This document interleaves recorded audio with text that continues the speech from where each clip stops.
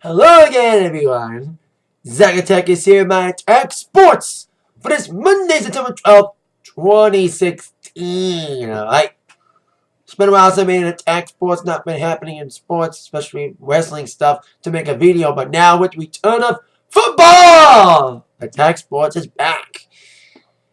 And let's get to that football. Week 1 of the NFL is almost done with 2 more games to go. The first Sunday night games, of course, the Steelers and the Redskins, and the Rams, and the Frisco 49ers. We had the first couple games of the season, starting Thursday, with the Broncos, Super Bowl champs, taking on the Carolina Panthers in the Super Bowl 50 rematch. It was an interesting game. Interesting because it's a rematch, Super Bowl 50, and of course the debut of Trevor Siemian, the quarterback trying to replace Peyton Manning. Well, the rightful new quarterback sits in the ring. The quarterback they drafted in the spring, Paxton Lynch. He was on the sideline. Siemian only threw 1 interception and a tipped ball, but he looked pretty good in his debut. Gave some big touchdowns. I think C.J. Anderson got some big touchdowns in there. Great passing, great everything, great fun game. The Panthers trying to make a game out of it and try to beat the Broncos. They had the lead at one point, but then the Broncos came flying back, and Cam getting his ass handed to him, tackled big time, causing concussion protocol to be investigated. And then the Panthers missed the game-winning field goal, leading to the victory for the Denver Broncos in a close one. Speaking of games causing heart attacks, with near-binding finishes, the Lions game. Well, it almost felt like the season opener last year.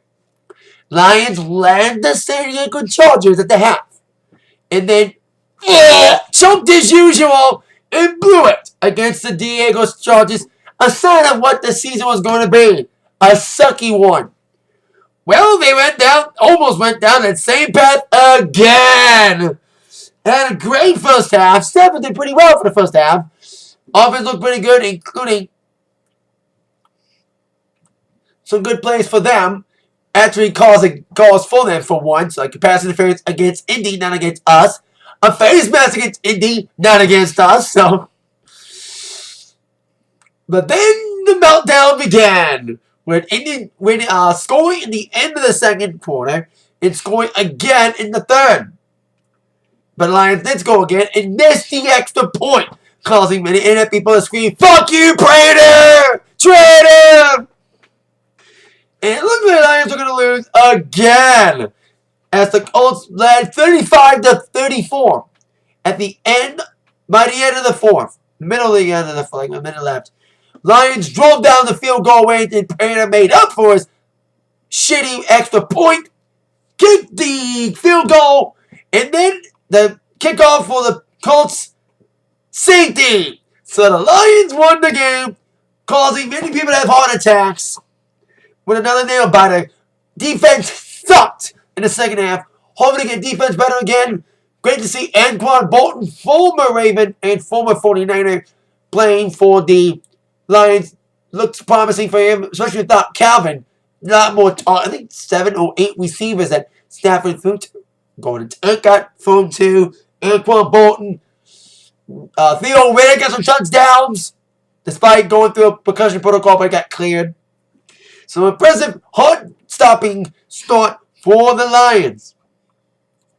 And the NFC rivals had another heart-stopping finish. That was, of course, the Green Bay Packers in a close one against Jacksonville.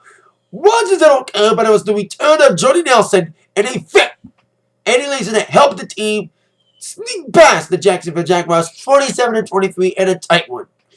While the Vikings, going without Teddy Bridgewater, still won their first game, squeezing out Tennessee, the worst team in the league, one of the worst teams, 25-16. In what's been one of the worst teams, the Raiders actually won against New Orleans, 35-34, And the Bears lost their first game against Houston. Chicago was like the Lions. They had the lead. They blew it against the Texans. 23-14. Stafford looked good in the first half, but the second half sucked it. But unlike the Lions, who did came back, Bears never came back. We also had our first OT. The Chargers, who beat the Lions in the season opener last year for the Lions, lost to Kansas City 33-27. Giants defeated their rival, the Dallas Cowboys, in Dallas with their new coach. I don't know who his name is because I don't follow the Giants. I hate the Giants. 20-19. Seahawks won their first game, 12-10. And the Patriots, without Tom Brady, did win with Jimmy Garoppolo by 2 points, 23-21. Like the new Sunday night theme of Carrie Underwood's interpretation of Sunday night. Goes parody of something bad or hit sing with Miranda Lambert. Because won the 2 more games for week 1. Followed by week 2's kickoff, the Bills and the Jets. On Thursday Night Football, the NBC and CBS are splitting the simulcast this year. Usually it's only been CBS. Now they're splitting it. Detroit had an okay start. We'll see what happens for the rest of the season. People's all like, oh my God, this is our year. False expectations for the Lions. They look good, then they suck the next week. So we'll see how the Lions do. So I think their next game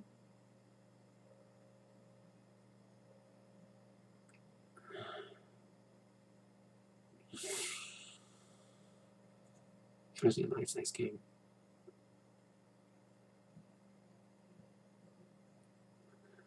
Titans. Oh, it should be like we always say easy win, but then they lose all the time when it's it's a team they should beat, then they choke. So it's one of those instances. So let's hope the Lions do pull it out and doesn't cause another heart attack to everybody. So now my thoughts and the results of week 1 of NFL. Well, besides the 2 that are tonight. Now on to UFC.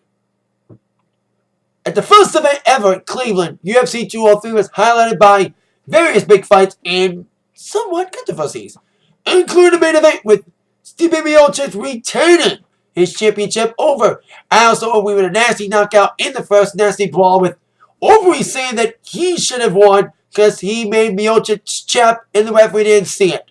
No one else saw it either. The Rio said Fabricio Werdum against Travis Brown. I heard there was a brawl at the end of that fight, with Werdum winning by unanimous decision. And I hope there was a brawl at that. But the biggest fight that everyone's talking about, the long-awaited UFC debut of CM Punk, got choked out in the very first round. Kind of like Brock Lesnar in his first fight. And everybody was trolling him. Especially all the wrestling fans. Even WWE made fun of it during Backlash last night. During the Miz-Dolph Ziggler match. Everyone's giving him respect. Everyone's applauding him for at least going in there. Even a lot of tweets from his fellow wrestlers, including Iron Sheik, said, the CM Punk has the real balls. God bless you, Baba. USA! I like this shit. Especially on tweet. Natty wrote on Natalia, it's not easy to step outside your comfort zone and do something that is very challenging and very risky. In the end, we only have one life. So at least Punk got in there, got into a fight, he lost, but hey, he wants to fight again. UFC may not want him to fight again at UFC, but Punk may want to still pursue MMA dreams. But look at Lesnar, he lost his first fight, and guess what? By his third, he beat Reddy Couture. But it's going to be a longer road for CM Punk. He got paid a lot, not as much as Overeem, but because Overeem won Fight on the Night Honors. So, there you go. Now, before we get to my Raw preview, of course, besides CM Punk losing, the other big news on the weekend, I mentioned it a little bit on my Backlash review last night, was the situation involving Alberto Del Rio and Paige, with Alberto Del Rio getting released by WWE, asking for his release. There's been rumors throughout the week. They've both been serving suspensions. The suspension was supposed to be lifted this week, and the contracts were up too. E. Marie was suspended at that same time. She's set to come back next week to SmackDown. Especially now with that new SmackDown Women's Champion. So, I said it a little bit. Del Rio's not the big of a loss. You know, he was okay asset to the company. He had okay wanted to come back. But he's been underutilized a little bit. If we thought being on SmackDown would be good for him, not exactly. And Paige, man, that's sad. Because she was like the anti-diva, the woman that really wanted to fight for women to get attention. And now she's seeing all the other great women get attention more than her. Like, you know, and great women who do deserve attention. Like Charlotte, Becky, Bayley, and Sasha. So it's sad to see Paige go. You know, all these bad circumstances. But hey, you get frustrated by the booking. And there's been rumors about Paige for months. You know, with her having bad relations with WWE. I think it's guilty by association when you're with Del Rio. Because they're dating us. We don't know. So, there you go. Now on with my Wall preview. As Wall tries to come back and try to top SmackDown with their pay-per-view in 2 weeks. Clash of the Champions. Not Clash of Champions. So we'll see how the Wall builds up for that. Especially after an okay Wall last week. 2 weeks ago was just an epic Wall. And last week's Wall, especially that second hour, was just painful to watch. Let's hope they get better with it tonight. And here's our top 5 questions that must be answered tonight. Question number 5. Will Charlotte continue to break up with Dana? And will she fight Sasha? Well, apparently Charlotte and Dana are done. Charlotte slapped Dana last week, and Dana wanted to impress Charlotte by that Sasha Banks speech, which I hated the troll. I hated that whole thing. We all knew it was going to lead to Sasha delivering bad news to Charlotte from the fake retirement gag. Even Daniel Bryan does that. And it's not Sasha's fault. It's creative's fault for letting her do it. To make her do it. So we may see the Charlotte-Dana Brooke relationship crumble. But also there's rumors about Sasha being pulled from Clash of Champions. And going with the original intended plan, Bayley against Charlotte. Well, Bayley beat Charlotte last week. And an entitled match. Because I thought that would be a match for Clash of Champions like many. Then Sasha returned. But now there's rumors they're going to pull Sasha out. But at least when they pull somebody, they have a good replacement on home. Unlike what happened at Backlash when we replaced somebody with somebody shitty. Randy Orton! Great! That was the only clunker of last night's pay-per-view. Was they replaced Randy Orton when he got injured last minute with Kane. And then still buried Wyatt. How's it going to come back from this? They had a great opportunity to make a win. Great booking with Randy. The injury was bad timing. But he should have won real, not just by forfeit. So, there you go. See what happens with Charlotte and Dana. And of course, will Sasha wrestle? They're still advertising it. But there's a little dirt sheets going around that she might be pulled. So we shall see. Question number 4. Will we finally see Nia Jax and Strowman not in squashes this week? The Stone D's name competition, name jobbers, instead of nameless jobbers. Nia Jax teasing a feud with Alicia Fox last week after she beat up Alicia's friend. And Braun Strowman beating up Sin Cara. Hoping to get better competition with Siggity squashes. Yeah, they're supposed to look good, but guess what? Time for some real competition. I hated it when they did that with TNA with EC3. It took a long time for him to get some real competition. I was sick of his squashes every week. And we're getting to that point with Strowman and Nia. They need some real competition and quick. They're starting to give them some, but still not enough. See how they do this week. Question number 3. We'll go down tonight. And match 5 of the best of 7 series. Yes, ladies and gentlemen, there is a match 5. Sheamus actually lost at a house show against Cesaro last week in London. Because Sheamus, as we know, was up 3-0. But Cesaro finally won. It's sad that his only win was at a house show. But I'm glad it's not a clean sweep, thank God. Because I want Cesaro to win this. I hope the match is better than last week. Which was just a beatdown match. Exploiting Cesaro's injury. His back post injury was almost... That spot he took in that wing post was as nasty as the one that AJ took last night against Ambrose. And he still won, as we all know. So, see what happens with Cesaro and Sheamus tonight. Question number 2. Will we get any new matches for Clash of Champions? Well, we know that for now it's Sasha Charlotte for the women's title. The New Day against the the Club. God, if they do any more comedy segments, I will fucking puke tonight. They need to treat them seriously! They're doing so good with AJ. He's the fucking champ of SmackDown. They're treating the Club like a fucking joke. That segment last week, I did it last week in my review. I'll do it again. Maybe vomit. And I wasn't the only one. Like, the match would be great, but the billing's been shitty. And of course, Kevin Owens against Seth Rollins, which is one-on-one. For now. We'll get to that in a minute for question number 1. It didn't say every title is on the line. Well, maybe not everyone. As Rusev might be out, as he's on his long honeymoon with the Ravishing Russian Lana. Which is probably the reason why we've seen Roman Reigns be thrusted in the WWE Universal Championship picture. Because Rusev's out for a bit. Because they had a little feud in that stupid non-match at SummerSlam. We thought they'd have a match at Clash of Champions. But with Rusev out, they gotta give Roman Reigns something to do. Which leads to question number 1.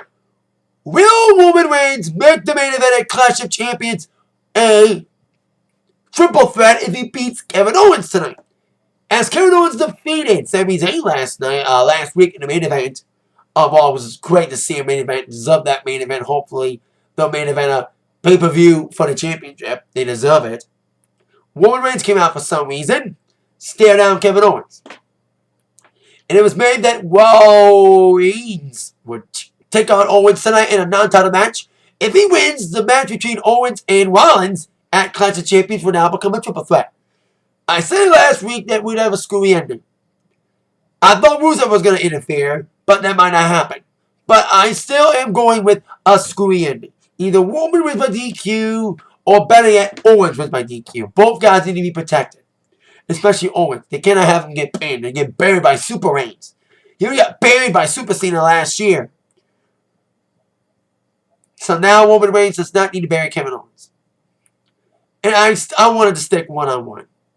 I want Rollins Owens one-on-one. Reigns does not need to be there. But they're probably going to give him something to do because Rusev's not going to be available. Even if he's on the poster of the pay-per-view. And even if they say that all championships awards should be on the line. That's not exactly true. We still got to fill in the blanks when it comes to the matches, not just the title matches. Maybe we'll see Shining Stars against Andrew and Cass because they won for some reason last week. And hopefully they don't announce the pregame match like SmackDown did during the pre-show. But it's still a decent match between Apollo Crews and Baron Corbin. It was last-minute booking. But hopefully they don't have no last-minute pre-show match for Raw's pay-per-view.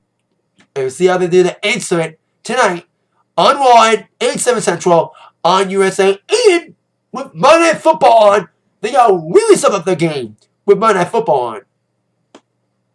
You know, at the last week's okay showing. Hopefully this will help them get back in the game. Especially, I think 2 things will kick Raw in the ass. SmackDown's pay-per-view being really good last night. And the football game. Like, there's like 3 really good matches at SmackDown pay-per-view. Some decent action. One clunker. That was Wyatt and Orton. I think everyone agrees that was the one stinker. So there you go.